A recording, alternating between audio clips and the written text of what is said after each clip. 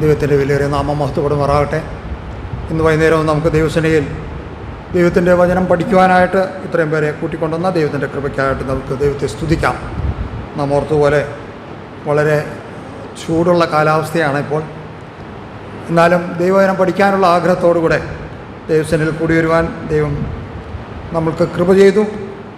ഞാൻ എപ്പോഴും ഓർപ്പിക്കാറുള്ളത് പോലെ ഇത്ര പരസ്യമായിട്ട് കൂടി വന്ന് ദൈവത്തെ പാടി സ്തുതിപ്പാനും ദൈവവചനം പഠിക്കുവാനും നാം ലഭിക്കുന്ന ഇപ്പോഴത്തെ അവസരം എത്ര നാൾ നമുക്ക് ലഭിക്കുമെന്ന് അറിഞ്ഞുകൂടാ. വടക്കേ ഇന്ത്യയിലെ കാര്യവും മറ്റുള്ള പല സംസ്ഥാനങ്ങളിലും നടക്കുന്ന കാര്യങ്ങൾ നമ്മൾ ദിവസവും കണ്ടുകൊണ്ടിരിക്കുകയാണ്. അത് നമുക്ക് കിട്ടിയിരിക്കുന്ന അവസരങ്ങളുടെ വില നമുക്ക് കൂടുതലായിട്ട് മനസ്സിലാക്കുവാനും ഇതിനും നമ്മൾ കണക്ക് ബോധിപ്പിക്കേണ്ടവരാണെന്നുള്ള ബോധ്യം നമ്മളെ കൂടുതലായിട്ട് ഈ ദിവസങ്ങളിൽ ഭരിക്കണം എന്ന് ഞാൻ ആഗ്രഹിക്കുന്നു. എന്നോട് തന്നെ ഞാനത് പറഞ്ഞുകൊണ്ടിരിക്കുന്നു. യോശുവയുടെ പുസ്തകത്തിൽ നിന്നുള്ള ആത്മീയ പാഠങ്ങളാണല്ലോ നാം പഠിച്ചുകൊണ്ടിരുന്നത്. കഴിഞ്ഞ ആഴ്ച ഞാൻ പറയുകയുണ്ടായി, യോശുവയുടെ പുസ്തകത്തിൻ്റെ ആദ്യത്തെ ഭാഗം കഴിഞ്ഞ് രണ്ടാമത്തെ ഭാഗത്തിലേക്ക് നമ്മൾ പ്രവേശിച്ചു. അവർ പട്ടണങ്ങൾ പിടിക്കാൻ തുടങ്ങി. ആദ്യത്തെ പട്ടണമായ എരിഹോ പട്ടണം വലിയൊരു വിജയത്തിലൂടെയാണ് അവർ പിടിച്ചെടുത്തത്. അവരൊട്ടും പ്രതീക്ഷിച്ചിട്ടില്ല.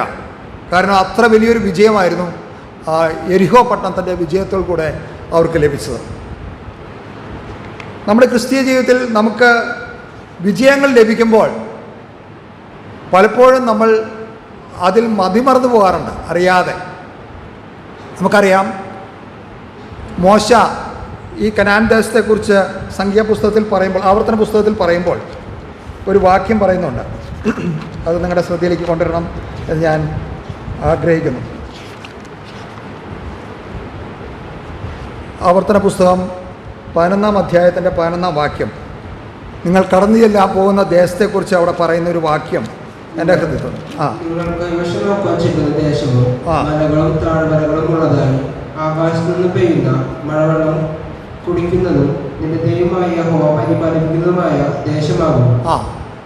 നിങ്ങൾ കൈവശമാക്കാൻ ചെല്ലുന്ന ദേശത്തിനുള്ള പ്രത്യേകത എന്താണ്? അത് മലകളും താഴ്വരകളുമുള്ള ദേശമാണ്. മിസ്രൈമിൽ അങ്ങനെ ആയിരുന്നില്ല അവർ ജീവിച്ചിരുന്നത്. അവർ ഓൾമോസ്റ്റ് ഒരു ലെവൽ ഗ്രൗണ്ടായിരുന്നു. മരുഭൂമിയുടെ അനുഭവം അങ്ങനെ ആയിരുന്നില്ല. മരുഭൂമിയിലും മലകളും താഴ്വരകളും ഇല്ല, നമുക്കറിയാം. എന്നാൽ കനാൻ ദേശത്തിൻ്റെ പ്രത്യേകത നമ്മൾ വിചാരിക്കുന്ന പോലെ അത്ര ഈസി ആയിട്ട് അങ്ങനെ കടന്നു പോകാൻ കഴിയുകയില്ല. വളരെ ഉയർന്ന മലകളുണ്ട്, അതുപോലെ തന്നെ താഴ്വരകളുമുണ്ട്. നമ്മുടെ ക്രിസ്തീയ ജീവിതത്തിലും ആ അനുഭവങ്ങളുണ്ടെന്ന് നമുക്കറിയാം. നമുക്ക് ക്രിസ്തീയമായി മലകളുടെ അനുഭവങ്ങൾ, നമ്മളെ ഉയർന്ന തലത്തിലേക്ക് ദൈവം നമ്മളെ കൊണ്ടുപോകും. അതുപോലെ തന്നെ നമ്മളെ താഴ്ന്ന അവസ്ഥയിലേക്കും ചിലപ്പോൾ കൊണ്ടുവന്നു വരാം. അനേക ദേവദാസന്മാരുടെ ചരിത്രങ്ങൾ നാം കേൾക്കുമ്പോഴും പഠിക്കുമ്പോഴും വായിക്കുമ്പോഴും ഒക്കെ ദൈവത്തിന് വേണ്ടി വളരെ അതിശയമായിട്ട് പ്രയോജനപ്പെട്ടിരുന്ന ദേവദാസന്മാർ പിറ്റേ ദിവസം തന്നെ അല്ലെങ്കിൽ 2 ദിവസം കഴിയുമ്പോഴേക്കും അവർ വളരെ നിരാശയുടെ അല്ലെങ്കിൽ ഡിസ്കറേജ്മെൻ്റ് ഏറ്റവും അവസ്ഥയിലേക്ക് കടന്നു വരുന്നത് കാണാം. അത് ക്രിസ്തീയ ജീവിതത്തിലെ നമുക്ക് കാണാവുന്ന ഒരു കാര്യമാണ്. ഇസ്രായേൽ മക്കളുടെ ജീവിതത്തിലും അത് കണ്ടിരുന്നു. ഞാൻ അതുകൊണ്ടാണ് കനാൻ ദേശത്തിൻ്റെ പ്രത്യേകതകൾ എടുത്തു പറയാൻ കാരണമായി തീർന്നത്. അത് ആ ഭൂപ്രദേശത്തെക്കുറിച്ച് അതിൻ്റെ ലാൻഡ്സ്കേപ്പ് വിവരിക്കുന്നത് മാത്രമല്ല, നമ്മളുടെ ജീവിതത്തിലും അത് വിശ്വാസ ജീവിതത്തിൻ്റെ ഭൂവിവരണത്തെക്കുറിച്ചും പറയുന്നതായിട്ടാണ് ഞാനത് മനസ്സിലാക്കുന്നത്. ക്രിസ്തുവിനുള്ള അവകാശത്തെ നാം കൈവശമാക്കുവാൻ ശ്രമിക്കുമ്പോൾ പലപ്പോഴും നമുക്ക് ഉയർന്ന അനുഭവങ്ങൾ ദൈവം തരും. പലപ്പോഴും ആ സമയത്ത് നമ്മൾ ദൈവത്തിൽ വളരെയധികം സന്തോഷിക്കും. ആ സമയത്ത് തന്നെയായിരിക്കും സാത്താൻ കൂടുതൽ നമ്മളെ അറ്റാക്ക് ചെയ്യാൻ, നമ്മളെ ആക്രമിക്കാനായിട്ട് ഒരുങ്ങുന്നതെന്ന് നാം പലപ്പോഴും മറന്നുപോകും. ഉയരങ്ങൾ കൂടുമ്പോഴാണ് വീഴാൻ കൂടുതൽ, അല്ലെങ്കിൽ വീഴ്ച ഭയങ്കരമാകുന്നതും. കൂടുതൽ ആക്രമണങ്ങൾ വരുന്നതും ഉയരങ്ങൾ കൂടുമ്പോഴാണ്. അതുകൊണ്ട് നമ്മുടെ അവകാശത്തെ, ക്രിസ്തുവിലുള്ള നമ്മുടെ ദേശത്തെ കൈവശമാക്കുമ്പോൾ, അവകാശപ്പെടുമ്പോൾ നമുക്ക് ഈ മലകളും താഴ്വരകളുമുള്ള അനുഭവങ്ങൾ ഉണ്ടാകും എന്നുള്ള കാര്യം നാം മറന്നു പോകരുത്. ക്രിസ്തീയ ജീവിതത്തിൽ നമുക്ക് കുറിക്കൊള്ളേണ്ട ഒരു പ്രത്യേക കാര്യമാണ്. 7-ാം അധ്യായം ആരംഭിക്കുന്നത് എന്നാൽ എന്നുള്ള പദം ആരംഭിച്ചാണ്. നമുക്കത് വായിക്കാം. നമുക്ക് ഞാൻ പറഞ്ഞല്ലോ, യോശുവയുടെ പുസ്തകം 6-ാം അധ്യായം അവസാനിക്കുന്നതും 7-ാം അധ്യായം ആരംഭിക്കുന്നതും പിന്നീടാണല്ലോ ഈ അധ്യായങ്ങളായിട്ട് വേർതിരിച്ചത്. അവസാനത്തെ വാക്യം നാം വായിക്കുന്ന 6-ാം അധ്യായത്തിൻ്റെ അവസാനം അങ്ങനെ യഹോവ യോശുവയോട് കൂടെ ഉണ്ടായിരുന്നു, അവൻ്റെ കീർത്തി ദേശത്തെ എല്ലായിടവും പരന്നു. അത് പറഞ്ഞു കഴിഞ്ഞിട്ട് ഉടനെ പറയുകയാണ്, എന്നാൽ അത് വായിക്കുമ്പോൾ തന്നെ നമുക്കറിയാം അടുത്തത് എന്തോ അപകട സൂചനയാണ്, അല്ലെങ്കിൽ കാര്യത്തിനൊരു വ്യത്യാസം വരാൻ പോകുന്നു എന്നുള്ള സൂചനയായിട്ട് തന്നെ എന്നാലെന്നുള്ള പദം കാണാം. വളരെ ഭയനിർദ്ദേശം നൽകുന്ന ഒരു അധ്യായമാണ് ഈ 7-ാം അധ്യായം. നമ്മൾ ഈ യോശുവയുടെ പുസ്തകം പഠിക്കുമ്പോൾ കനാൻ ദേശത്തിലെ കനാൻ ദേശം അവർ കൈവശമാക്കുമ്പോൾ അനേക വിജയങ്ങൾ ലഭിച്ചതായിട്ട് നമുക്ക് കാണാനായിട്ട് കഴിയും. എന്നാൽ ഈ അധ്യായത്തിൽ പറയുന്ന പരാജയം അല്ലെങ്കിൽ തോൽവി, ഹായ് പട്ടണത്തിലുള്ള ബന്ധത്തിലുള്ള തോൽവി, അതാണ് ഏക പരാജയമായിട്ട് അവർ അവിടെ ഈ പുസ്തകത്തിൽ രേഖപ്പെടുത്തിയിരിക്കുന്നത്. അതുകൊണ്ട് തന്നെ അതിൻ്റെ പ്രാധാന്യം വളരെ വലുതാണ്. ഈ അധ്യായം മുഴുവൻ വായിക്കണമെന്നാണ് ഞാൻ ആഗ്രഹിച്ചത്. പക്ഷേ നമുക്ക് സമയം ലാഭിക്കാനായിട്ട് ആദ്യത്തെ 15 വാക്യങ്ങൾ നമുക്ക് വായിക്കാം. എല്ലാവരും ശ്രദ്ധിച്ചിരിക്കണേ, നിങ്ങളും അതോടുകൂടെ വായിക്കുക. എന്നാൽ ഇസ്രായേൽ മക്കൾ ശപഥാർപ്പിത വസ്തു സംബന്ധിച്ച് പുരാകൃത്യം ചെയ്തു. യഹൂദ ഗോത്രത്തിൽ സേലഹിന്റെ മകനായ സബ്ദിയുടെ മകനായ കർമ്മിയുടെ മകൻ ആകാൻ ശപഥാർപ്പിത വസ്തു ചിലത് എടുത്തു. യഹോവയുടെ കോപം ഇസ്രായേൽ മക്കളുടെ നേരെ ജ്വലിച്ചു. യോശുവ യെരിഹോവിൽ നിന്ന് ബേഥേലിന് കിഴക്ക് ബേഥാവിന്റെ സമീപത്തുള്ള ഹായിലേക്ക് ആളുകളെ അയച്ച അവരോട്, നിങ്ങൾ ചെന്ന് ദേശം ഒറ്റുനോക്കുവിൻ എന്ന് പറഞ്ഞു. അവർ ചെന്ന് ഹായിയെ ഒറ്റുനോക്കി. യോശുവയുടെ അടുക്കൽ മടങ്ങി വന്നവരോട്, ജനമെല്ലാം പോകണമെന്നില്ല, ഹായിയെ ജയിച്ചടക്കുവാൻ 2000-ഓ 3000-ഓ പോയാൽ മതി. സർവ്വജനത്തെയും അവിടേക്ക് അയച്ച് കഷ്ടപ്പെടുത്തേണ്ട, അവർ ആൾ ചുരുക്കമത്രേ എന്ന് പറഞ്ഞു. അങ്ങനെ ജനത്തിന് ഏകദേശം 3000 പേർ അവിടേക്ക് പോയി. എന്നാൽ അവർ ഹായി പട്ടണക്കാരുടെ മുമ്പിൽ നിന്ന് തോറ്റോടി. ഹായി പട്ടണക്കാർ അവരിൽ 36ഓളം പേരെ കൊന്നു. അവരെ പട്ടണവാതിൽക്കൽ തുടങ്ങി ശെബാരിയും വരെ പിന്തുടർന്നു മലഞ്ചേരിയിൽ വെച്ച് അവരെ തോൽപ്പിച്ചു. അതുകൊണ്ട് ജനത്തിന്റെ ഹൃദയം ഉരുകി വെള്ളം പോലെ ആയിത്തീർന്നു. യോശുവ വസ്ത്രം കീറി യഹോവയുടെ പട്ടണത്തിന്റെ മുമ്പിൽ അവനും ഇസ്രായേൽ മൂപ്പന്മാരും തലയിൽ മണ്ണുവാരിയിട്ടുകൊണ്ട് സന്ധ്യ വരെ സാഷ്ടാംഗം വീണുകൊടുന്നു. അയ്യോ കർത്താവായ യഹോവേ, ഞങ്ങളെ നശിപ്പിക്കാൻ അമ്മോരുടെ കയ്യിൽ ഏൽപ്പിക്കേണ്ടതിന് നീ ജനത്തെ യോർദാനിക്കരെ കൊണ്ടുവന്നതെന്ത്? ഞങ്ങൾ യോർദാനക്കരെ പാർത്തിരുന്നെങ്കിൽ മതിയായിരുന്നു. യഹോവേ, ഇസ്രായേൽ ശത്രുക്കൾക്ക് പുറം കാട്ടിയ ശേഷം ഞാൻ എന്തു പറയുന്നു? കനാനിലും ദേശനിവാസികളൊക്കെയും കേട്ടിട്ട് ഞങ്ങളെ ചുറ്റിവളഞ്ഞ് ഭൂമിയിൽ നിന്ന് ഞങ്ങളുടെ പേർ മായ്ച്ചു കളയുമല്ലോ. എന്നാൽ നീ നിന്റെ മഹത്തായ നാമത്തിനു വേണ്ടി എന്തു ചെയ്യും എന്ന് യോശുവ പറഞ്ഞു. യഹോവ യോശുവയോട് അരുളിച്ചത്, എഴുന്നേൽക്ക, നീ ഇങ്ങനെ സാഷ്ടാംഗം വീണു കിടക്കുന്നത് എന്തിന്? ഇസ്രായേൽ പാപം ചെയ്തിരിക്കുന്നു. ഞാൻ അവരോട് കൽപ്പിച്ചിട്ടുള്ള എൻ്റെ നിയമം അവർ ലംഘിച്ചിരിക്കുന്നു. അവർ ശപഥാർപ്പിതം എടുത്തിരിക്കുന്നു. അവർ മോഷ്ടിച്ചും മറവ് ചെയ്ത് തങ്ങളുടെ സമ്മാനങ്ങൾക്കിടയിൽ അത് വെച്ചിരിക്കുന്നു.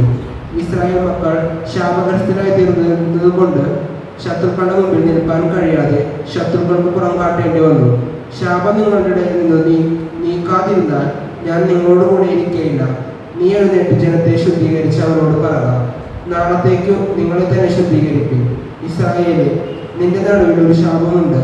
ശാപം നിങ്ങളുടെ ഇടയിൽ നിന്ന് നീക്കിക്കളയും വരെ ശത്രുക്കളുടെ മുമ്പിൽ നിൽപ്പാൻ നിനക്ക് കഴിയുകയില്ല എന്നിങ്ങനെ ഇസ്രായേൽ ദൈവമായ യഹോവ കൽപ്പിക്കുന്നു. നിങ്ങൾ രാവിലെ ഗോത്രം ഗോത്രമായി അടുത്തു വരണം. യഹോവ പിടിക്കുന്ന ഗോത്രം കുലം കുലമായി അടുത്തു വരണം. യഹോവ പിടിക്കുന്ന കുലം കുടുംബം കുടുംബമായിട്ട് അടുത്ു വരണം. യഹോവ പിടിക്കുന്ന കുടുംബം ആളാം പ്രതി അടുത്തു വരണം. ശപഥാർപ്പിത വസ്തുവോടുകൂടെ പിടിപ്പെടുന്നവനെയും അവനുള്ള സകലത്തെയും തീരിട്ട് ചുട്ടുകളയണം.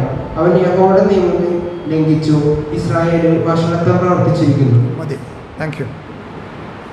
ഞാൻ പറഞ്ഞല്ലോ, യെരിഹോയിലെ വിജയം യോശുവയെ സംബന്ധിച്ചിടത്തോളം അവന് ഏറ്റവും കീർത്തി നേടിത്തന്ന ഒരു സംഭവം തന്നെയായിരുന്നു. ആ പ്രദേശത്തുള്ള കനാനിയർക്കൊക്കെയും അത് തന്നെ വലിയൊരു ഭയവിഹുലത്തിന് കാരണമായി തീർന്നു. അവരൊട്ടും പ്രതീക്ഷയില്ല ഇത്രയും വലിയ ഉറപ്പുള്ള പട്ടണം ഇങ്ങനെ തകർന്നു വീഴുമെന്നും ഈ ജനം അത് പിടിച്ചെടുക്കുമെന്നും. ഒരു സൈനിക പരാജയത്തെക്കുറിച്ച് പിന്നെ അവർക്ക് ചിന്തിക്കാൻ പോലും കഴിയാത്ത അവസ്ഥയിലേക്ക് യോശുവയുടെ കൂടെയുള്ള പ്രമാണിമാരും എത്തിയെന്ന് വേണം നമുക്ക് മനസ്സിലാക്കാൻ. എന്നാൽ അവർ പ്രതീക്ഷിക്കാത്ത വിധം പരാജയത്തിൻ്റെ പടികുഴിയിൽ വീഴുന്ന ചരിത്രമാണ് നമ്മളിപ്പോൾ ഈ 7-ാം അധ്യായത്തിൽ വായിച്ചത്. ഞാൻ പറഞ്ഞല്ലോ, മലകളിലേക്ക് പോകുന്ന അനുഭവവും അതുപോലെ നേരെ താഴത്തേക്ക് വരുന്ന അനുഭവവും നാം ഇവിടെ കാണാം. യോശുവ വളരെ പ്രാപ്തിയും അനുഭവമുള്ള നേതാവായിരുന്നു. എന്നാൽ നമ്മൾ മനസ്സിലാക്കേണ്ട ഒരു കാര്യം, ഏത് ഉയർന്ന തലത്തിലെത്തുന്ന മനുഷ്യൻ തന്നെയാണ്. ആത്മീയമായി നമ്മൾ ദൈവവചനം പഠിക്കുമ്പോൾ ഓരോ ദൈവദാസന്മാരെക്കുറിച്ച് നാം പഠിക്കുമ്പോഴും അവരുടെ മാനുഷിക അവസ്ഥയിൽ അവർ കടന്നു പോകുന്ന അവസ്ഥയും നമുക്ക് മനസ്സിലാക്കാനായിട്ട് കഴിയും. അവർക്കും തെറ്റ് സംഭവിക്കാം, എന്നാൽ അത് നമുക്ക് തരുന്ന പാഠങ്ങൾ വലുതാണ്. ഈ അനുഭവത്തിൽ കൂടെ പരാജയത്തിൻ്റെ കാരണങ്ങൾ എന്തൊക്കെയായിരുന്നു എന്ന് നമുക്ക് മനസ്സിലാക്കാൻ കഴിയും.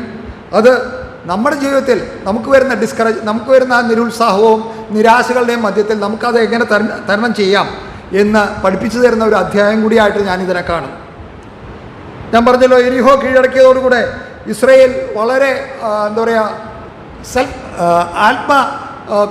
ആത്മവിശ്വാസം നേടിയവരായി. അതുകൊണ്ട് തന്നെ ഇസ്രയേലിൻ്റെ ആക്രമണത്തിൽ അടുത്ത ലക്ഷ്യം ഹായിയാണ്. കാരണം ഹായിയാണ് അടുത്ത തന്ത്രപ്രധാനമായ സ്ഥാനം. നമ്മൾ ആ മാപ്പ് നോക്കുകയാണെങ്കിൽ എരിഹോവിൽ നിന്ന് മുകളിലോട്ട് ബേഥേൽ ചുറ്റി മലമ്പ്രദേശത്തേക്ക് പോകുന്ന 2 പാതകളുടെ ഒരു ജംഗ്ഷൻ, ഒരു സന്ധി സ്ഥാനമാണ് ഹായുടെ സ്ഥാനം. ഹായ് എന്ന പേരിന് നാശകൂമ്പാരം എന്നാണ് ശരിക്കും അർത്ഥം കൊടുത്തിരിക്കുന്നത്. കനാൻ ദേശത്ത് വെച്ച് വാസ്തവത്തിൽ അവരുടെ പാപത്തെ ചോദ്യം ചെയ്യപ്പെട്ട ഒരു അധ്യായമാണ് ഈ 7-ാം അധ്യായമായിട്ട് നമുക്ക് കാണാനായിട്ട് കഴിയുന്നത്. ഹായിലെ പരാജയത്തിന് ഞാൻ 3 കാരണങ്ങളാണ് കാണുന്നത്. നമ്മൾ ഈ അധ്യായം പഠിക്കുമ്പോൾ നമുക്ക് കാണാനായിട്ട് കഴിയും. ഒന്നാമത്, ഹായ് കീഴടക്കുന്നതിൽ ദൈവത്തിൻ്റെ അരുളപ്പാടിന് വേണ്ടി അവർ കാത്തിരുന്നില്ല. എന്നാൽ യെരിഹോവിൻ്റെ ആക്രമണത്തിൽ മുമ്പായിട്ട് ദൈവത്തിൽ നിന്ന് അവർക്ക് അരുളപ്പാട് ലഭിച്ചതായിട്ട് നമുക്ക് കാണാനായിട്ട് കഴിയും. രണ്ടാമത്, ദൈവത്തിൽ ആശ്രയിക്കുന്നതിന് പകരം മാനുഷിക ബലത്തിൽ അവരെ ആശ്രയിച്ചു. അവർ ഒറ്റുകാരെ അയച്ചപ്പോൾ ഹായ് ചെറിയ പട്ടണമായതുകൊണ്ട് 2000-ഓ 3000-ഓ പോയാൽ മതിയെന്ന് അവർ തീരുമാനിച്ചു. അതും അവരുടെ സ്വന്തം ആത്മവിശ്വാസത്തിൽ നിന്ന് തന്നെ ഉടലെടുത്തതാണ്. മൂന്നാമത്, ആഖാൻ്റെ മനഃപൂർവ്വമായ അനുസരണക്കേട്, ദ ഡിസൊബീഡിയൻസ്. ശബദാർപ്പിത വസ്തു സംബന്ധിച്ച് ആഖാൻ ചെയ്ത പാപം ഇസ്രായേൽ മക്കൾ ചെയ്ത അകൃത്യമായിട്ടാണ് ദൈവം കണ്ടത്. അത് നമ്മൾ വളരെ ഘനത്തോടെ കാണേണ്ട ഒരു കാര്യമാണ്. ദൈവം നമ്മളെ കാണുന്ന കാര്യങ്ങൾ ദൈവത്തിൻ്റെ കാഴ്ചപ്പാടിൽ നമുക്ക് കാണുവാൻ കഴിഞ്ഞാൽ മാത്രമേ നമുക്ക് വിജയകരമായ ക്രിസ്തീയ ജീവിതം നയിപ്പാനായിട്ട് കഴിയുള്ളൂ. ദൈവഹിതത്തിനെതിരായിട്ട് ഒരു വ്യക്തി ചെയ്യുന്ന ദോഷം എന്തുമാത്രമായിരിക്കുമെന്ന് ഒരിക്കലും വില കുറച്ച് കാണരുത്. ഒന്നാമത് ഞാൻ പറഞ്ഞല്ലോ, അവരുടെ സെൽഫ് കോൺഫിഡൻസ്. രണ്ടാമത്, പ്രാർത്ഥനയുടെ അവർ കുറവ്, പ്രയർലെസ്നെസ് ഓർ നെഗ്ലക്റ്റ്.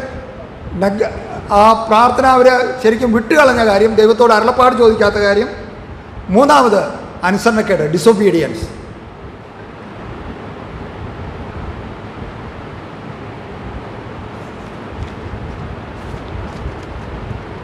അത് നമ്മളെ വളരെയധികം ചിന്തിപ്പിക്കേണ്ട കാര്യമാണ്. എരിഹോവിനേക്കാൾ ചെറിയ പട്ടണമാണ് ഹായ് എന്നവർക്കറിയാം.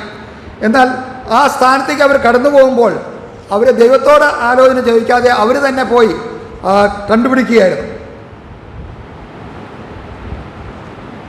ആഖാൻ്റെ അനുസരണക്കേട് നിമിത്തം ഹായിൽ ഇസ്രായേൽ മക്കൾ തോറ്റോടിയതായിട്ട് നമുക്ക് കാണാനായിട്ട് കഴിയും. അത് ആദ്യമേ തന്നെ 1-ാമത്തെ വാക്യത്തിൽ തന്നെ അത് രേഖപ്പെടുത്തിയിരിക്കുകയാണ്. അതുമാത്രമല്ല, എന്നെ ചിന്തിപ്പിച്ച ഒരു കാര്യം, ആഖാൻ്റെ തലമുറകൾ വരെ അവിടെ രേഖപ്പെടുത്തിയിരിക്കുകയാണ്.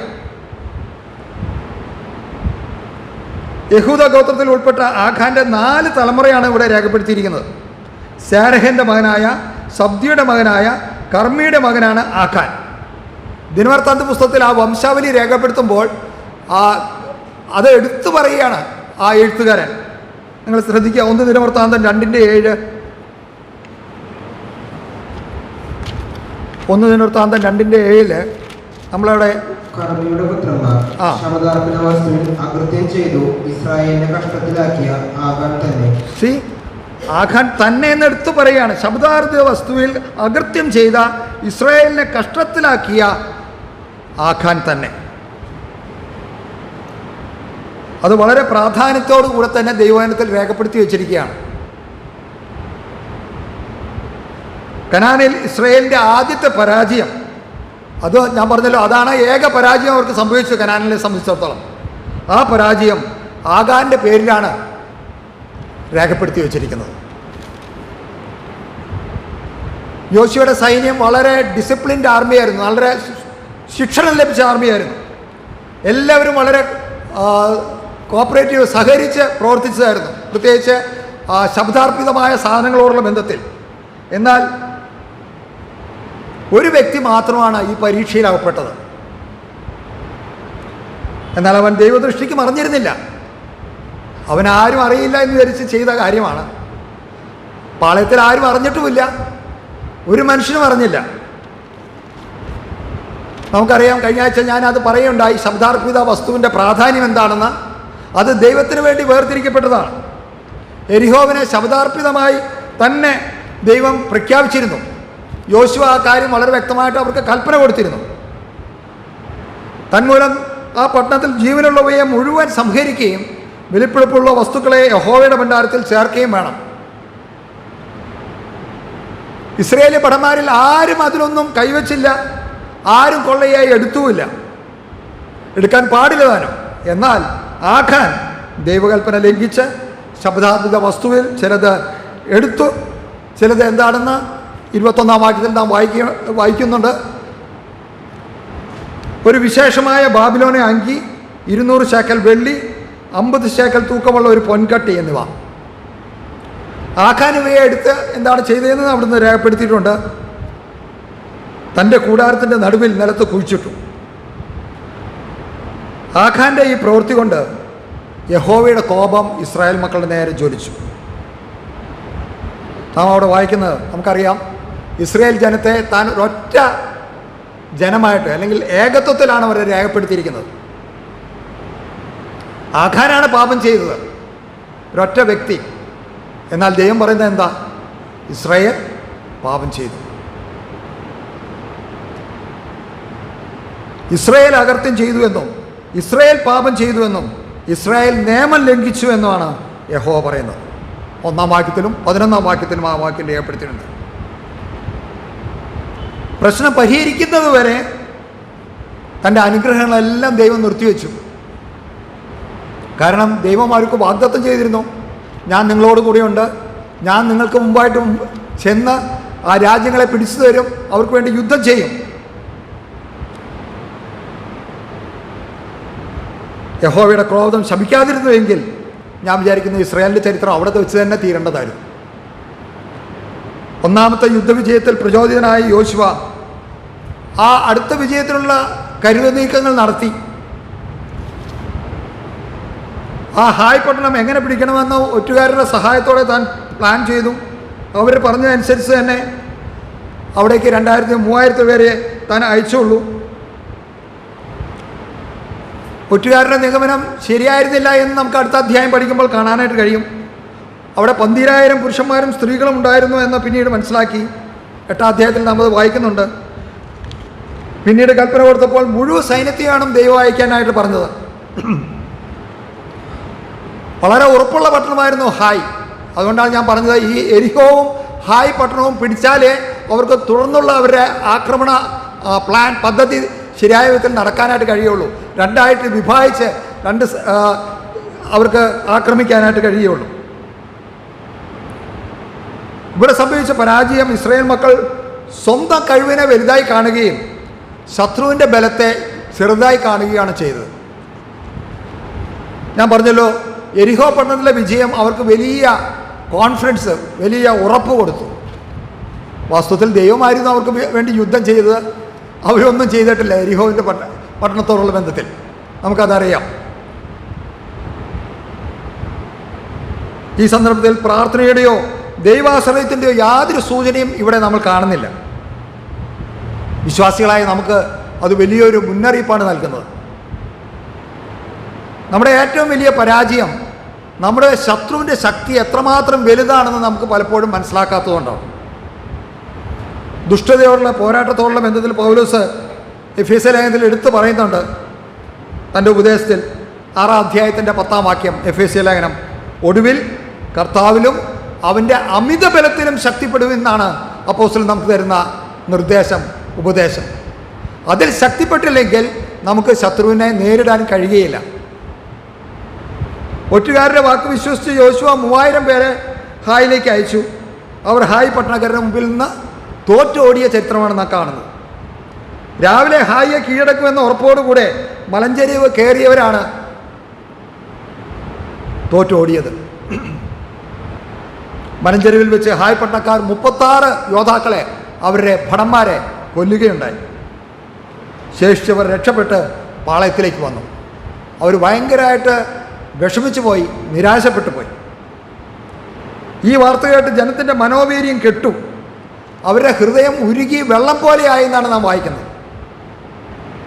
നമുക്കറിയാം, വാസ്തവത്തിൽ കനാന്യരുടെ ഹൃദയമായിരുന്നു വെള്ളം പോലെ ഇവരെക്കുറിച്ച് ഓർത്ത് ഉരുകിയിരുന്നത്.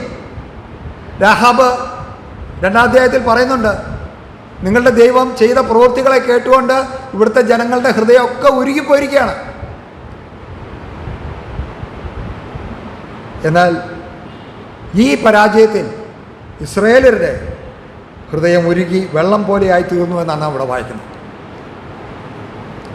ഞാൻ പറഞ്ഞല്ലോ, ഇസ്രായേലിൽ സംഭവിച്ച ഏക പരാജയമായിരുന്നു ഇത്.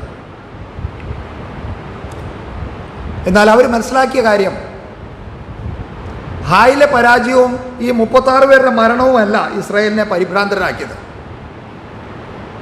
ഏതോ കാരണത്താൽ അവരുടെ ദൈവമായ യഹോവയുടെ മനസ്സ് മാറിയെന്നും യഹോവയുടെ സഹായം തങ്ങൾക്ക് നഷ്ടപ്പെട്ടു എന്നും അവർ കരുതി. അതവർക്ക് മനസ്സിലായി. വാസ്തവത്തിൽ ഈ പരാജയം യോശുവയെ സ്തബ്ധനാക്കി. ഒട്ടും അവൻ പ്രതീക്ഷിച്ചില്ല ആസ് എ ലീഡർ. അവൻ ദൈവസേനയിൽ ചെന്ന് വീണ് കിടന്നതായിട്ട് നാം കാണുന്നു. പ്രാചീന കാലത്തെ വിലാപങ്ങളുടെ പ്രകടനം എങ്ങനെയായിരുന്നു നമ്മൾ ഈ യോബിൻ്റെ പുസ്തകത്തിൽ നാം വായിക്കുന്നുണ്ട്. യോശുവയും മൂപ്പന്മാരും തങ്ങളുടെ വസ്ത്രം കീറി തലയിൽ മണ്ണ് വാരിയിട്ടു. അവർ സന്ധ്യ വരെ യഹോവയുടെ പെട്ടകത്തിൻ്റെ മുമ്പാകെ സാഷ്ടാംഗം വീണ് കിടന്നു. ദൈവസേനയിൽ വീണ് കിടക്കുവാനുള്ള മനസ്സ് യോശുവയ്ക്കും പ്രമാണിമാർക്കും അല്ലെങ്കിൽ മൂപ്പന്മാർക്കും ഉണ്ടായി. നമ്മുടെ ജീവിതത്തിൽ പ്രശ്നങ്ങൾ വരുമ്പോൾ as leaders of the assembly അല്ലെങ്കിൽ സഭയുടെ മൂപ്പന്മാർ അല്ലെങ്കിൽ നേതൃത്വത്തിലുള്ളവർ ദൈവസേനയിൽ എത്രമാത്രം സമയം ചെലവഴിക്കണമോ അതിൻ്റെ പ്രാധാന്യം കൂടി നമുക്ക് ഈ പാഠങ്ങളിൽ കൂടെ നമുക്ക് കാണാനായിട്ട് കഴിയും. 3 ചോദ്യങ്ങൾ യോശുവ ദൈവത്തോട് ചോദിക്കുന്നുണ്ട്. ഒന്നാമത്, യഹോവേ, ഞങ്ങളെ നശിപ്പിക്കാൻ അമോര്യരുടെ കയ്യിൽ ഏൽപ്പിക്കേണ്ടതിന് നീ ഈ ജനത്തെ യോർദാൻ ഇക്കരെ കൊണ്ടുവന്നത് എന്ത്? ഞങ്ങൾ യോർദാൻ അക്കരെ പാർത്തിരുന്നെങ്കിൽ മതിയായിരുന്നു. രണ്ടാമത്തെ ചോദ്യം, യഹോവേ, ഇസ്രായേൽ ശത്രുക്കളുടെ മുമ്പിൽ പരാജയപ്പെട്ട ശേഷം ഞാൻ എന്താ പറയേണ്ടത്? ആ നേതൃത്വത്തിലുള്ള യോശുവയുടെ ചോദ്യമാണ്. അതിനേക്കാൾ താൻ വിഷമിച്ച ഒരു കാര്യം, എന്നാൽ നീ നിൻ്റെ മഹത്തായ നാമത്തിനു വേണ്ടി എന്തു ചെയ്യും? ഞങ്ങൾക്ക് പരാജയപ്പെട്ടപ്പോൾ ഈ ചുറ്റുമുള്ള ജാതികളുടെ മുമ്പാകെ യഹോവയുടെ വലിയ നാമം, ദൈവത്തിൻ്റെ നാമമാണ് ദൂഷിക്കപ്പെടുന്നത്. നീ നിൻ്റെ മഹത്തായ നാമത്തിനു വേണ്ടി എന്തു ചെയ്യുമെന്നായിരുന്നു ചോദിച്ചത്. പരാജയത്തിൻ്റെ കാരണം ഇസ്രായേൽ മക്കളുടെ ഇടയിൽ തന്നെയാണെന്ന് യോശുവ ചിന്തിച്ചതുപോലുമില്ല. അങ്ങനൊരു ചിന്തയെ യോശുവയുടെ മനസ്സിൽ കൂടെ കടന്നുപോയില്ല. തങ്ങളുടെ പരാജയത്തിന് കാരണം വാസ്തവത്തിൽ ഇപ്പോൾ നമ്മൾ വായിക്കുമ്പോൾ ദൈവത്തെ കുറ്റപ്പെടുത്തുകയാണ് യോശുവ. ആദ്യത്തെ ചോദ്യത്തിൽ കാദേശിൽ വെച്ച് തൻ്റെ കൂടെ ഉണ്ടായിരുന്ന മറ്റ് ഒറ്റുകാർ പറഞ്ഞ അതേ വാക്കുകൾ പോലെ തോന്നി നമുക്ക് ഈ വാക്കുകൾ വായിക്കുമ്പോൾ. ദൈവത്തെ കുറ്റപ്പെടുത്തിയ അതേ ചിന്താഗതിയാണ് ഇവിടെ യോശുവയും പറയുന്നത്. എന്നാൽ ഇസ്രായേൽ മക്കളെ നശിപ്പിക്കുന്നതിന് വേണ്ടിയാണ് അവരെ യോർദാനെ ഇക്കരെ കൊണ്ടുവന്നതെന്നും അവർ യോർദാൻ അക്കരെ പാർത്തിരുന്നാൽ മതിയായിരുന്നുവെന്നും യോശുവ ഇപ്പോൾ ഇവിടെ പറയുകയാണ്.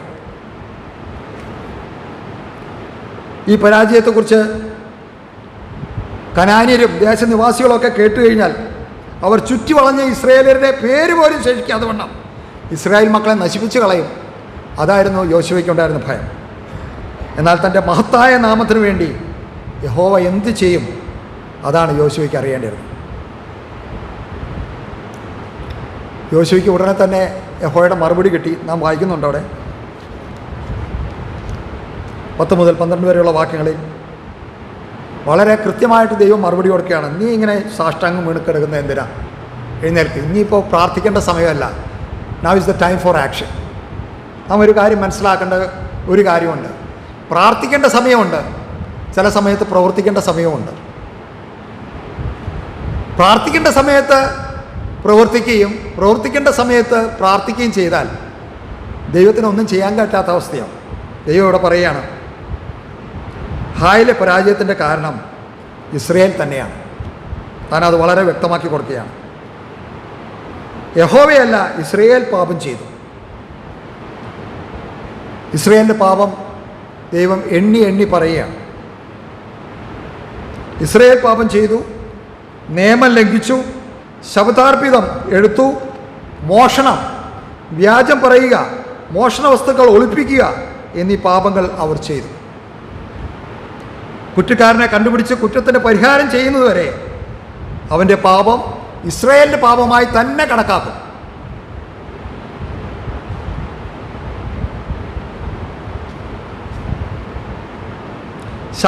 ശബദാർപ്പിത വസ്തു നിമിത്തം ശാപഗ്രസ്തരായി തീർന്നുകൊണ്ടാണ് ഇസ്രായേൽ മക്കൾക്ക് ശത്രുക്കളുടെ മുമ്പിൽ പരാജയപ്പെട്ടത്. ശാപം നിങ്ങളുടെ ഇടയിൽ നിന്ന് നീക്കാതിരുന്നാൽ ദൈവം പറയുകയാണ്, ഞാൻ നിങ്ങളുടെ കൂടെ ഇരിക്കുകയില്ല. യഹോവ അത് വളരെ ഖണ്ഡിതമായിട്ട് പറഞ്ഞു. എരിഹോവിൻ്റെ പതനത്തിന് ശേഷം യഹോവ യോശുവയുടെ കൂടെ ഉണ്ടായിരുന്നു എന്ന് നാം വായിക്കുന്നുണ്ട്, അവസാന വാക്യം 6-ാം അധ്യായത്തിൻ്റെ. എന്നാൽ ശബദാർപ്പിത വസ്തു സംബന്ധിച്ച് ചെയ്ത അകൃത്യ നിമിത്തം യഹോവയുടെ സാന്നിധ്യം ഇസ്രായേൽ മക്കൾക്ക് നഷ്ടപ്പെട്ടു. നമുക്കറിയാം ഇസ്രായേൽ മക്കളുടെ പ്രത്യേകത, അവരൊരു പ്രത്യേക ജനമായി ലോകത്തിൽ അറിയപ്പെട്ടിരുന്നത് ദൈവം അവരുടെ മധ്യേ ഉണ്ടായിരുന്നു എന്നുള്ളതുകൊണ്ടാണ്. ദൈവം വളരെ വ്യക്തമായിട്ട് അവർ പറഞ്ഞു, നിങ്ങൾ എനിക്ക് ഒരു പ്രത്യേക സമ്പത്തായിരിക്കും, നിങ്ങളൊരു പ്രത്യേക ജനമായിരിക്കും, നിങ്ങൾ രാജകീയ പുരോഹിത്യ ജനമായിട്ട് തന്നെ ഇരിക്കും. ആവർത്തന പുസ്തകം 23-ാം അധ്യായത്തിൽ മോശ പറയുന്നൊരു വാക്യമുണ്ട്. ആവർത്തനം 23-ന്റെ 14-ാം വാക്യം, നിന്റെ ദൈവമായ യഹോവ നിന്നെ രക്ഷിപ്പാനും ശത്രുക്കളെ നിനക്ക് ഏൽപ്പിച്ചു തരുവാനും നിന്റെ പാളയത്തിന്റെ മധ്യയിൽ നടക്കുന്നു. നിങ്ങൾ വൃത്തികേട് കണ്ടിട്ട് അവൻ നിന്നെ വിട്ടകലാതിരിപ്പാൻ നിന്റെ പാളയം ശുദ്ധിയുള്ളതായിരിക്കണം.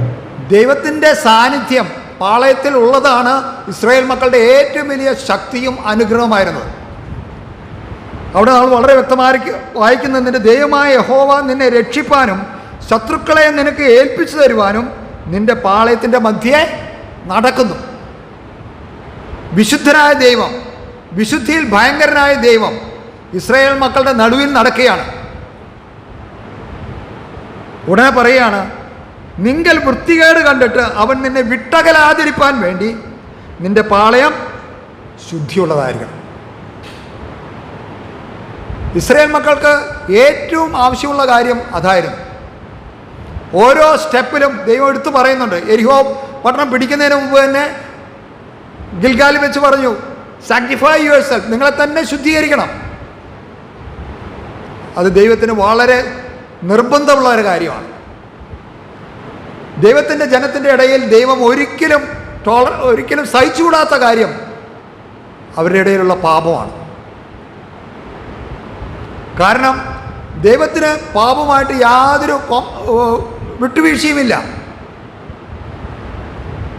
പാപമുള്ളിടത്ത് ദൈവത്തിന് വസിക്കാൻ കഴിയില്ലെന്ന് നമുക്കറിയാം. നമ്മളാരും അറിഞ്ഞിട്ടില്ല എന്ന് വിചാരിക്കുന്ന രഹസ്യ പാപങ്ങൾ ദൂരത്തുനിന്ന് ഗ്രഹിക്കുന്നവനാണ് നമ്മുടെ ദൈവം. നിങ്ങൾക്ക് വിജയം തരാൻ അവിടെ പറയുകയാണ്, നിന്നെ രക്ഷിപ്പാനും ശത്രുക്കളെ നിനക്ക് ഏൽപ്പിച്ചു തരുവാനും നിന്റെ പാളയത്തിൻ്റെ മധ്യേ നടക്കുന്നു. അതുകൊണ്ട് നിന്റെ പാളയം ശുദ്ധിയായി സൂക്ഷിക്കേണ്ടതാണ്.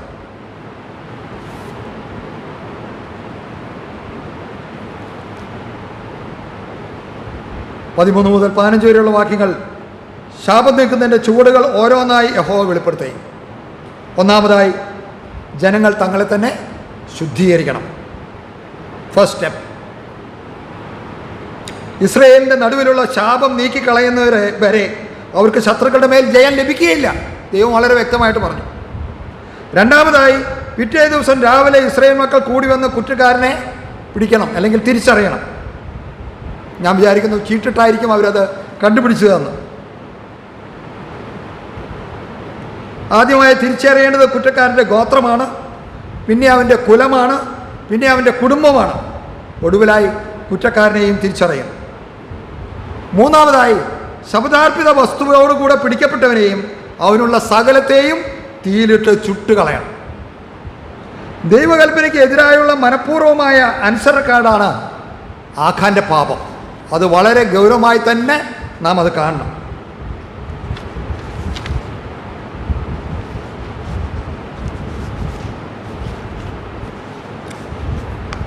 മുഴുവൻ ജനത്തിനും നാശഹേതുവായിട്ട് അല്ലെങ്കിൽ അവരുടെ പരാജയത്തിന് കാരണമായിട്ട് അത് ഭവിച്ചു. ഞാൻ പറഞ്ഞല്ലോ, കനാന്യ വസ്തുക്കളെ ഇസ്രായേലിൽ നശിപ്പിച്ചില്ലെങ്കിൽ ദൈവം ഇസ്രായേലരെ നശിപ്പിക്കും. അതുകൊണ്ടാണ് ദൈവം അത് ശപഥാർപ്പിതമായി പറഞ്ഞത്. യോശുവയ്ക്ക് കാര്യങ്ങൾ മനസ്സിലായി. യോശുവ രാവിലെ, നമ്മളത് വായിക്കുന്ന യോശുവ അതിരാവിലെ എഴുന്നേറ്റു എന്നാണ്. കുറ്റക്കാരനെ കണ്ടുപിടിക്കാനുള്ള ഒരുക്കങ്ങൾ താൻ ചെയ്യുകയാണ്. ശപഥാർപ്പിത വസ്തു മോഷ്ടിച്ചതിനെക്കുറിച്ച് വെളിപ്പെടുത്തിയത് ദൈവമാണ്. എന്നാൽ മോഷ്ടാവിനെ കൂടെ ദൈവത്തിന് വെളിപ്പെടുത്തിക്കൂടെ എന്ന സംശയം ഉണ്ടാകാം. ഞാനും ചിന്തിച്ചു അത്. ഇത്രയും പറഞ്ഞ സ്ഥിതിക്ക് ആ എടുത്ത ആളുടെ പേരും കൂടി പറഞ്ഞു കഴിഞ്ഞാൽ പെട്ടെന്ന് കണ്ടുപിടിക്കാമായിരുന്നല്ലോ, അല്ലേ?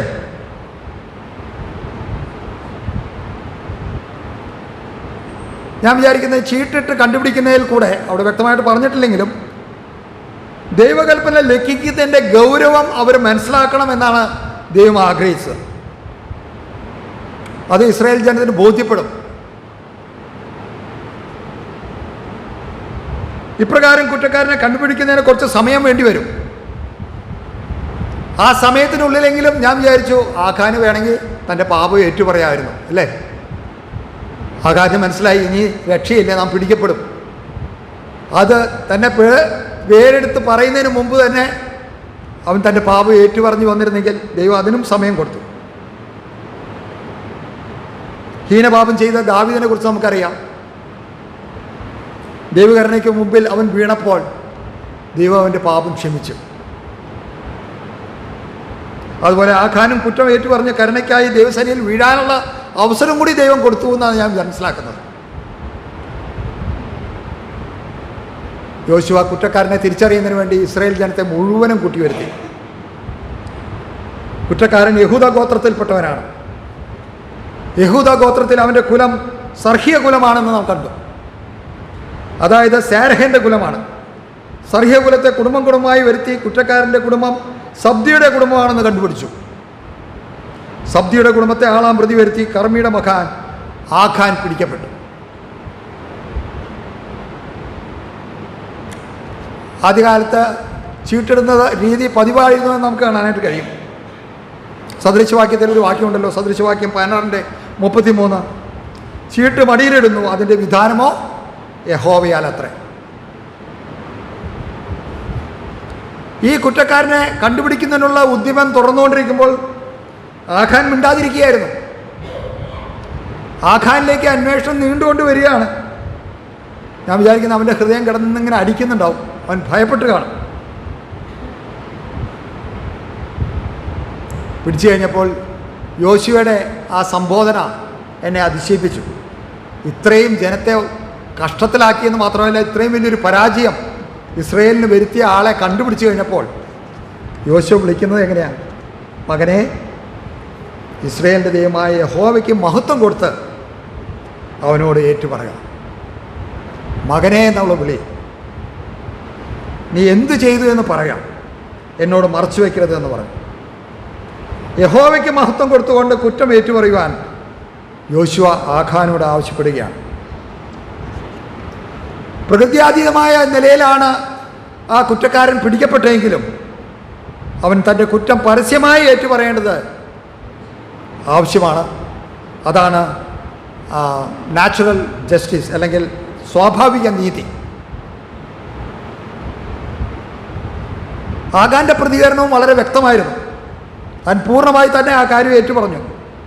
അവൻ്റെ ഏറ്റുപറയൽ ശ്രദ്ധിക്കുക. ഞാൻ ഇസ്രായേലിൻ്റെ ദൈവമായ യഹോവയുടെ പിഴച്ച് ഇന്നിന്നത് ചെയ്തിരിക്കുന്നു, സത്യം. കുറ്റം മുഴുവൻ അവരെ ഏറ്റുപറഞ്ഞു, ഒരു ഒഴികഴിവും പറഞ്ഞില്ല. എന്നാൽ ദൈവകൽപ്പന ലംഘിച്ചതിന് അവൻ്റെ ഭാഗത്തുനിന്ന് ഒരു അനുതാപമോ ഹായിലെ പരാജയത്തിനും 36 യോദ്ധാക്കളുടെ മരണത്തിനും താൻ കാരണമായതിന് സ്വന്തം ജനത്തെ വഞ്ചിച്ചതിനും അവൻ ദുഃഖിക്കുകയോ ചെയ്ത് കണ്ടില്ല. പിടിക്കപ്പെട്ടതിലുള്ള ദുഃഖം മാത്രമായിരിക്കും അവനുണ്ടായിരുന്നതെന്നാണ് ഞാൻ മനസ്സിലാക്കുന്നത്. താൻ ചെയ്ത കുറ്റകൃത്യത്തിൻ്റെ പടികൾ അവൻ വ്യക്തമാക്കി. അവൻ അത് ഏറ്റു പറയുന്നുണ്ട്. എന്തൊക്കെയായിരുന്നു? അവൻ കണ്ടു, മോഹിച്ചു, എടുത്തു. എല്ലാ പാപത്തിൻ്റെയും അടിസ്ഥാന സ്വഭാവം ഇത് തന്നെയാണ്. നമുക്കറിയാം, ഏദൻ തോട്ടത്തിൽ വെച്ചുണ്ടായ പാപം എങ്ങനെയായിരുന്നു? വിലക്കപ്പെട്ട ആ കനി ഭക്ഷിക്കുന്ന സമയത്ത് ഹവ്വ ചെയ്തത് ഇത് തന്നെയാണ്. ഉൽപ്പത്തി പുസ്തകം 3-ാം അധ്യായത്തിൻ്റെ 6-ാം വാക്യത്തിൽ നാം അത് വായിക്കുന്നുണ്ട്. ആ വൃക്ഷഫലം തിന്മാൻ നല്ലതും കാണാൻ ഭംഗിയുള്ളതും ജ്ഞാനം പ്രാപിപ്പാൻ കാമ്യം എന്ന സ്ത്രീ കണ്ട് ഫലം പറിച്ചു തിന്നു, ഭർത്താവിനും കൊടുത്തു, അവനും തിന്നു. ദാവീദിനോടുള്ള ബന്ധത്തിലും നിങ്ങൾ ശ്രദ്ധിക്കുക. 2 ശമൂവേൽ 12-ാം അധ്യായത്തിൻ്റെ 2 മുതൽ 4 വരെയുള്ള വാക്യങ്ങൾ നിങ്ങൾ വീട്ടിൽ പോയി വായിച്ച് ധ്യാനിക്കുമ്പോൾ മനസ്സിലാവും. ബേത്ശേബയോടുള്ള ബന്ധത്തിലും ദാവീദിന് സംഭവിച്ചത് ഇതേ വീഴ്ചയാണ്. ഒന്നാമതായി ആഖാൻ കണ്ടു. ആദ്യം കാണുന്ന ഒരിക്കലും തെറ്റല്ല. നമ്മൾ പറയാറുള്ളത് the first look is not a sin.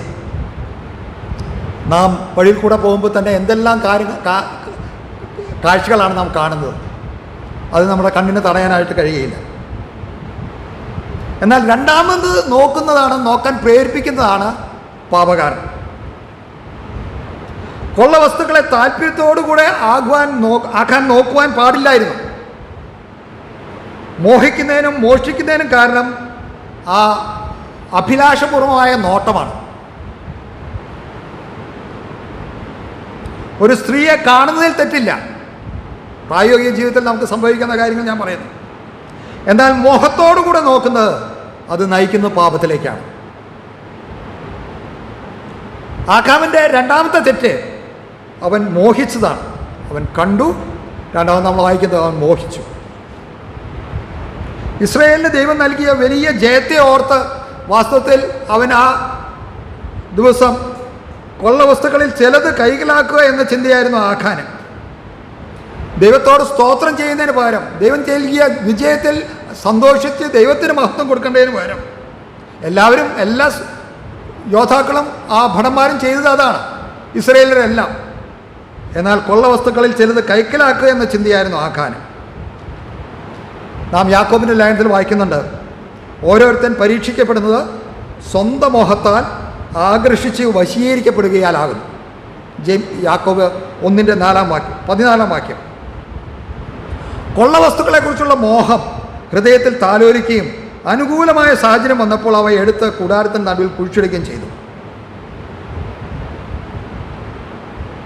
കൊള്ളയുടെ കൂട്ടത്തിൽ നിന്നാണ് താൻ എടുത്തത് എന്ന് ആഖാൻ പറഞ്ഞു. താൻ പറഞ്ഞ വാക്കുകൾ അതുപോലെ തന്നെയായിരുന്നു. എന്നാൽ നാം ശ്രദ്ധിക്കേണ്ട കാര്യം, ആഖാൻ എടുത്തത് കൊള്ളയല്ല. ഞാൻ പറഞ്ഞല്ലോ, അത് ശബദാർപ്പിത വസ്തുവാണ്. കൊള്ളയായിരുന്നു ഈ യോദ്ധാക്കൾക്കെല്ലാം എടുക്കാമായിരുന്നു. കൊള്ളയാണെങ്കിൽ മാത്രമേ അവർക്ക് എടുക്കാൻ പാടുള്ളൂ. അത് കൊള്ളയല്ലായിരുന്നു,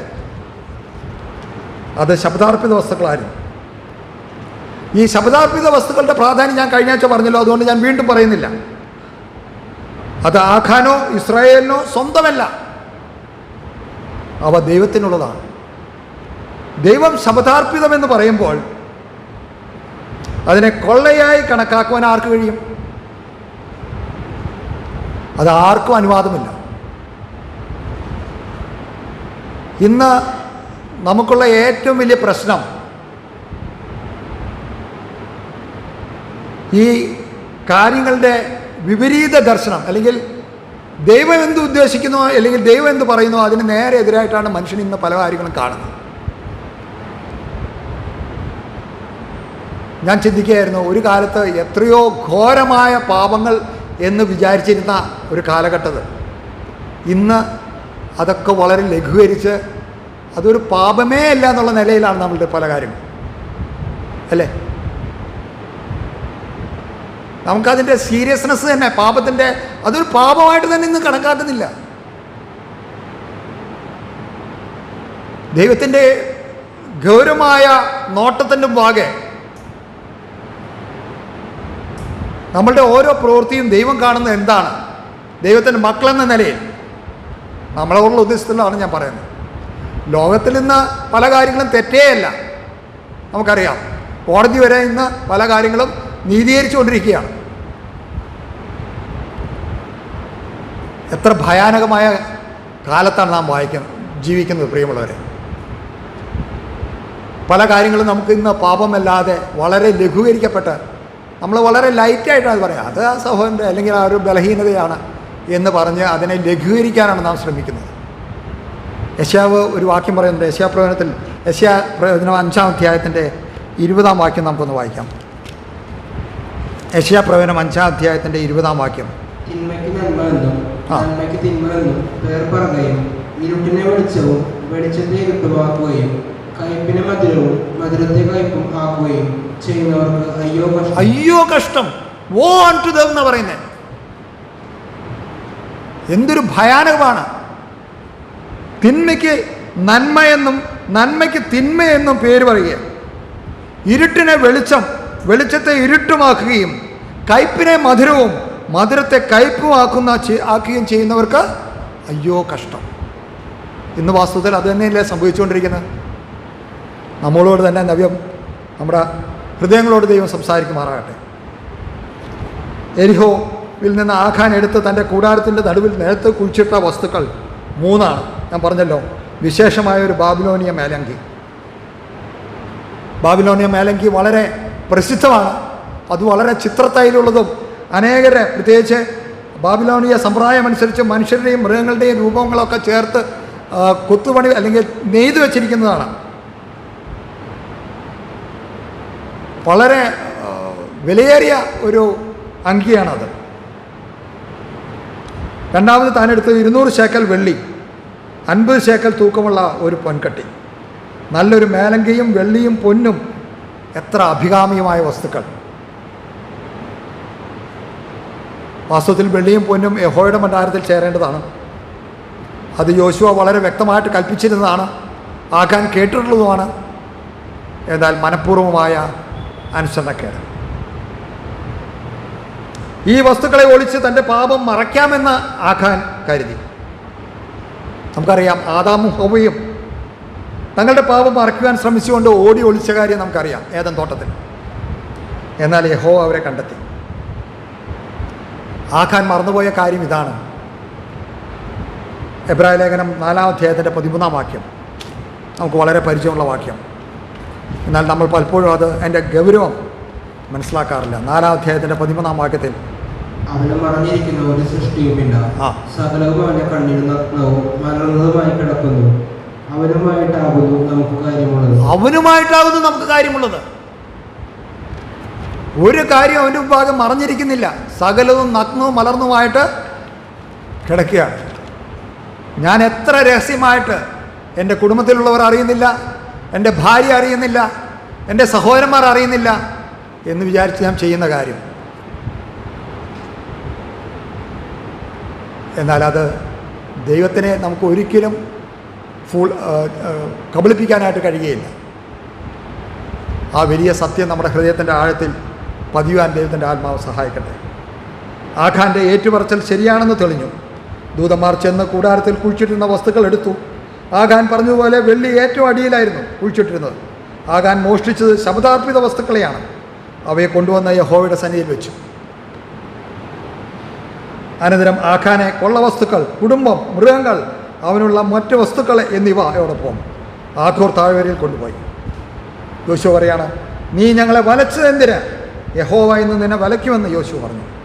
ഇസ്രായേലെല്ലാം ആഖാനെയും മക്കളെയും കല്ലെറിഞ്ഞു. അവരുടെ ശരീരങ്ങളെയും വസ്തുക്കളെയും തീയിലിട്ട് ചുട്ടു. മക്കളെ എന്തിനാ കൊന്നതെന്ന് ഞാൻ പലപ്പോഴും ചിന്തിച്ചു പോയി. പിതാക്കന്മാരുടെ പാപത്തിൻ്റെ മക്കളെ വധിക്കുവാൻ പാടില്ല. ആവർത്തന പുസ്തകത്തിൽ നാം അത് വായിക്കുന്നുണ്ട്. ഞാൻ വിചാരിക്കുന്നത്, ഈ കൂടാരത്തിൻ്റെ അകത്ത് കുഴിച്ചിടണമെങ്കിൽ ഇവിടെ ആഖാൻ്റെ മക്കളും ആഖാൻ്റെ കുറ്റത്തിൽ പങ്കാളികളായി തീർന്നിരിക്കുക. കുടുംബത്തിലുള്ളതെല്ലാം അവർ തീയിലിട്ട് ചുട്ടുകളഞ്ഞു എന്ന് മാത്രമല്ല, നാം അവിടെ വായിക്കുന്ന ഒരു വലിയൊരു കൽക്കുന്ന് അവിടെ നാട്ടി. ആഖാൻ്റെ സ്മാരകമായിട്ട് ഒരു വലിയ കൽക്കുന്ന് കൂട്ടി. കുപ്രസിദ്ധരായ വ്യക്തികളുടെ മേൽ കൽക്കുന്ന് കൂട്ടുന്നത് സാധാരണമായിരുന്നു. ഇസ്രായേലിൽ അത് നമുക്ക് കാണാനായിട്ട് കഴിയും. കനാനിൻ ദേശത്ത് തന്നെ നമുക്കിനി അടുത്ത അധ്യായത്തിൽ വരുമ്പോൾ നമുക്ക് കാണാം ഹായ് രാജാവിനെ പിടിച്ചിട്ട് അവരെന്താണ് ചെയ്തതെന്ന്. അവനെയും കൊന്നിട്ട് അവിടെ ഒരു കൽക്കുന്ന് കൂട്ടുന്നതായിട്ട് കാണാം. ദൈവകൽപ്പന ലംഘിക്കുന്നതിനെതിരെയുള്ള ഇസ്രായേൽ മക്കൾക്ക് ഒരു വലിയ താക്കീതായിട്ട് ഇതുപോലെയുള്ള കൽക്കുന്നുകൾ കാണാനായിട്ട് കഴിയും. ആഖാനെ കുഴിച്ചിട്ടത് ആഖോർ താഴ്വരയിലാണ്. ആഖോർ താഴ്വര ഉപദ്രവത്തിൻ്റെ താഴ്വരയായിട്ട് അറിയപ്പെടുന്നു. ഇസ്രായേൽ പാപത്തിന് പ്രതിശാന്തി ചെയ്തതുകൊണ്ട് യഹോവയുടെ ഉഗ്രകോപം മാറി. ആ സ്ഥലത്തിന് ആഖോർ താഴ്വര എന്ന പേരുമായി.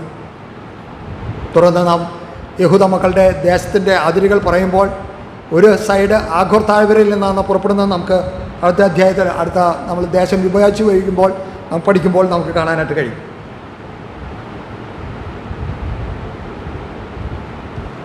യോശുവയുടെ 15-ാം അധ്യായത്തിൽ നമുക്കത് കാണാനായിട്ട് കഴിയും. ഇസ്രായേലിനെ യഥാസ്ഥാനപ്പെടുത്തുമ്പോൾ ഹോശയുടെ പ്രവചനത്തിലും യെശയ്യാ പ്രവചനത്തിലും നമുക്കത് കാണാനായിട്ട് കഴിയും. ആഖോർ താഴ്വര പ്രത്യാശയുടെ വാതിലാകും എന്നാണ് നാം വായിക്കുന്നത്. ഇസ്രായേൽ മക്കൾ യോർദാൻ നദി കടന്നു കഴിഞ്ഞ് ഗിൽഗാലിൽ 12 കല്ലുകൾ നാട്ടി ജ്ഞാപകമായിട്ട് ഓർമ്മയുടെ കല്ലുകളായിട്ട് അവിടെ യോശുവ പറയുന്നുണ്ട്, നിങ്ങളുടെ മക്കൾ വരും കാലത്ത് ചോദിക്കുമ്പോൾ ഈ കല്ലുകൾ എന്താണെന്ന് പറഞ്ഞു കൊടുക്കണം. എന്താ? യഹോവയുടെ വിശ്വസ്തത, യഹോവ അവരെ നടത്തിയ വിധങ്ങൾ, എത്ര അത്ഭുതകരമായിട്ട് യോർദാനിനെ വറ്റിച്ച് കളഞ്ഞ് ഉണങ്ങിയ നിലത്തുകൂടെ അവരുടെ പിതാക്കന്മാരെ നടത്തിയ കാര്യം മക്കൾക്ക് പറഞ്ഞു കൊടുക്കുകയാണ് പിതാക്കന്മാർ. ഒരു സൈഡിൽ അത് കാണുമ്പോൾ, ഈ കൽക്കുന്ന് കാണുമ്പോൾ അവർ ചോദിക്കും, ഇതെന്താണ്? ആഖോർക്കാരെയും വലിയൊരു കൽക്കുന്ന്. അവിടെയും അവർ പറഞ്ഞു കൊടുക്കും, നമ്മുടെ ദൈവം നീതിയുള്ള ദൈവമാണ്, വിശുദ്ധനായ ദൈവമാണ്. അവൻ പാപത്തെ ഒരിക്കലും ടോളറേറ്റ് ചെയ്യില്ല. ദൈവത്തിൻ്റെ കൽപ്പന നിരസിച്ചതിൻ്റെ അല്ലെങ്കിൽ ദൈവത്തിൻ്റെ കൽപ്പന അനുസരിക്കാത്തതിൻ്റെ വലിയൊരു ഓർമ്മസ്തംഭമായിട്ട് അത് അവർക്ക് കാണിച്ചു കൊടുക്കും. നമ്മുടെ ദൈവം നീതിയുള്ള ദൈവമാണ്. ഒരിക്കലും ദൈവത്തിൻ്റെ വിശുദ്ധിയെ നീ ഒരിക്കലും ചൂഷണം ചെയ്യരുത്. Don't play with God. നമ്മുടെ ദൈവം വിശുദ്ധനും നീതിമാനുമാണ്. ഞാൻ മുഖാന്തരം, എൻ്റെ വ്യക്തിപരമായ പാപം മുഖാന്തരം ഒറ്റ വ്യക്തിയെ പാപം ചെയ്ത് സഭ മുഴുവനും അതിൻ്റെ അനുഗ്രഹത്തിന് തടസ്സമായി തീർന്നു. അതുമാത്രമല്ല, അവർക്ക് വലിയ പരാജയമുണ്ടായി. ദൈവം കാണുന്നത് മാനു പാപം ചെയ്യുന്നതല്ല, സിയോൻ സഭ മുഴുവനും പാപം ചെയ്യുന്ന നമ്മുടെ വ്യക്തിപരമായ പാപങ്ങൾ എത്ര രഹസ്യമായാലും ദൈവത്തിൻ്റെ മുമ്പാകെ അത് വെളിപ്പെട്ട് വരും. ഇസ്രായേൽ അതവിടെ ഒരു കൽക്കുന്ന് കൂമ്പാരം കൂട്ടിയിട്ട് അത് ഇന്നുവരെ ഓർമ്മസ്തംഭമായിട്ട് നിൽക്കുകയാണ്. അത് ഇന്നുവരെയും നിൽക്കുന്നതാണ് നാം അവിടെ വായിച്ചത്.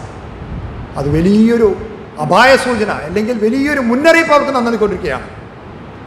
ദൈവത്തിൻ്റെ കൽപ്പന ഒരിക്കലും അനുസരിക്കാതിരുന്നാൽ നമ്മുടെ ദൈവം എത്ര ജലസ് ഗോഡാണ്, എന്ത് ഭയങ്കരനായ ദൈവമാണ്, വിശുദ്ധനായ ദൈവമാണ്. അവൻ്റെ വിശുദ്ധിയുടെ മുമ്പാകെ നാം വിശുദ്ധരായി തീരണമെന്നാണ് ദൈവത്തിൻ്റെ ആഗ്രഹം. എങ്കിൽ മാത്രമേ കനാൻ ദേശം അവകാശമാക്കാൻ നമുക്ക് കഴിയുള്ളൂ, ഉയർന്ന മലകൾ കൈവശമാക്കാൻ നമുക്ക് കഴിയുള്ളൂ. പ്രിയമുള്ളവരെ, ഇത് നമുക്ക് തരുന്ന വലിയ പാഠങ്ങൾ എത്രയോ വലുതാണ്. ഞാൻ ഈ ഭാഗം വായിച്ചപ്പോൾ വളരെ ഭയത്തോടെയാണ് ഇത് എങ്ങനെ പറയണമെന്ന് പോലും എനിക്കറിഞ്ഞില്ല. നമ്മുടെ ഓരോരുത്തരെയും വ്യക്തിപരമായ ജീവിതത്തിൽ അത് സംസാരിക്കുമ്പോൾ, എന്നോട് സംസാരിക്കുമ്പോഴാണ് ഇതിൻ്റെ ഗൗരവം നമ്മൾ മനസ്സിലാക്കുക. നിങ്ങളുടെ ഹൃദയത്തിൽ നിങ്ങൾ ഇന്ന് രാത്രി പോയി ഇതൊന്ന് വായിച്ച് ധ്യാനിക്കുമ്പോൾ ഇതിൻ്റെ ഭയങ്കരത്വം, ഇതിൻ്റെ സീരിയസ്നെസ്, ഇതിൻ്റെ ഗൗരവം എത്രമാത്രം ഉള്ളതാണെന്ന് നിങ്ങളും മനസ്സിലാക്കണം എന്ന് ഞാൻ ആഗ്രഹിക്കുന്നു. നമ്മുടെ ദൈവം തീക്ഷ്ണതയുള്ള ദൈവമാണ്. ദൈവം അവരോടുകൂടെ വസിക്കും, അവർക്ക് വേണ്ടി വിജയങ്ങൾ നേടിക്കൊടുക്കും. നമ്മുടെ കർത്താവ് നമ്മുടെ ക്രിസ്തീയ ജീവിതത്തിൽ ഉയർന്ന തലങ്ങളിലേക്ക് നമ്മളെ ഉയർത്തും. അവിടെ അതനുസരിച്ച് നമ്മുടെ പാപങ്ങൾ, നമ്മുടെ തെറ്റുകൾ അതിന് തീരെ ദൈവം കണ്ടടയ്ക്കുന്നവനല്ല. ദൈവം അതിന് തക്കതായ ശിക്ഷകളും തരും. എന്നാൽ നമ്മുടെ ദൈവം കൃപയുള്ളവനാണ്, നീതിയുള്ളവനാണ്, വിശുദ്ധിയിൽ ഭയങ്കരനാണ്. അതോടൊപ്പം 1 യോഹന്നാൻ 1:9 നാം വായിക്കുന്ന പോലെ നാം നമ്മുടെ പാപങ്ങളെ ഏറ്റുപറയുന്നുവെങ്കിൽ അവൻ നമ്മോട് ക്ഷമിക്കുന്നവനും കരുണ കാണിക്കുന്നവനും നീതിമാനും വിശ്വസ്തനുമായ യഹോവയാണ്. ഈ കാര്യം നമ്മൾ ഒരിക്കലും മറക്കരുത്. നമ്മളാരും പാപം ചെയ്യാത്തവരല്ല. നിങ്ങളിൽ പാപമില്ല എന്ന് പറഞ്ഞാൽ നമ്മൾ നമ്മെ തന്നെ വഞ്ചിക്കുകയാണ്. എന്നാൽ പാപം ചെയ്തു പോയെങ്കിലോ it's not a licence to sin. അബദ്ധവശാൽ നാം പാപം ചെയ്തു പോയാൽ നീതിമാനായ ഒരു കാര്യസ്ഥൻ നമുക്ക് വേണ്ടി ഇന്നും നമുക്ക് ദൈവത്തിൻ്റെ വലത്ത് ഭാഗത്തുണ്ട്. ഉടനെ തന്നെ കടന്നു വരിക, ദൈവമേ എന്നോട് ക്ഷമിക്കണമേ, എന്നോട് കരുണയുണ്ടാകണമേ, നമ്മുടെ പാപങ്ങൾ ഏറ്റുപറയുക. അവൻ ഉടനെ തന്നെ നമ്മുടെ പാപങ്ങൾ ക്ഷമിക്കും. ആ കരുണയുള്ള മഹാപുരുതൻ നമുക്ക് വേണ്ടി ജീവിക്കുന്നതുകൊണ്ടാണ് പ്രിയമുള്ളവരെ നാം ഇന്നും ജീവിക്കുന്നത്. നമുക്ക് കനാൻ ദേശത്തിലെ ഭാഗങ്ങൾ അവകാശമാക്കുവാൻ ദൈവം തന്നിരിക്കുന്ന ആ വലിയ പദവി അതോർത്ത് നമുക്ക് ദൈവത്തെ സ്തുതിക്കാം. നമ്മളുടെ കുറ്റങ്ങൾ, കുറവുകൾ ഏറ്റുപറയുക. ഇസ്രായേൽ മക്കളുടെ പരാജയങ്ങൾ നാം പറയുകയുണ്ടായി. ഒന്നാമത് അവരുടെ അനുസരണക്കേട്, രണ്ടാമത് അവരുടെ പ്രാർത്ഥനക്കുറവ്, അവരുടെ കോൺഫിഡൻസ് അല്ലെങ്കിൽ അവരുടെ ആത്മവിശ്വാസം. നമ്മുടെ ശക്തി കൊണ്ട്, നമ്മുടെ കഴിവുകൊണ്ടോ ഈ ക്രിസ്തീയ ജീവിതം നയിക്കാനായിട്ട് കഴിയില്ല. നമ്മുടെ കർത്താവിൽ നമ്മൾ എത്രമാത്രം ചാരുന്നുവോ, അവനിൽ നമ്മളെ തന്നെ സമർപ്പിക്കുന്നുവോ, എങ്കിൽ മാത്രമേ നമുക്ക് ഉയരങ്ങളിലേക്ക് പോകാനായിട്ട് കഴിയൂ.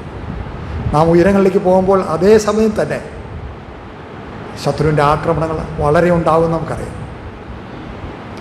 വേർസ് ദേർ ഈസ് ഡോ അല്ലെങ്കിൽ പരിശുദ്ധാത്മാവിൻ്റെ ഇറങ്ങും നമുക്ക് കർത്താവായ യേശു ക്രിസ്തുവിൻ്റെ ജീവിതത്തിൽ തന്നെ നമുക്ക് കാണാനായിട്ട് കഴിയും.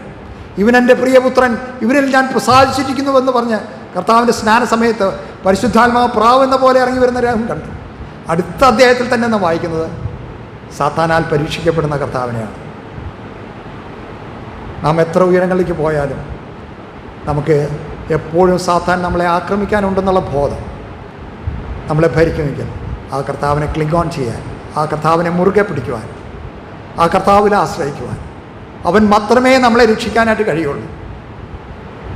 അവന് പൂർണ്ണഹൃദയത്തോടെ ആശ്രയിക്കുക, അവൻ്റെ കൽപ്പനകൾ പ്രമാണിക്കുക. ഈ ചെറിയ ചിന്തകൾ ദൈവം നമുക്ക് അനുഗ്രഹമാക്കി തീർക്കട്ടെ. ദൈവത്തിൻ്റെ വിലയേറിയ നാം മഹത്വപ്പെടുമാറാകട്ടെ.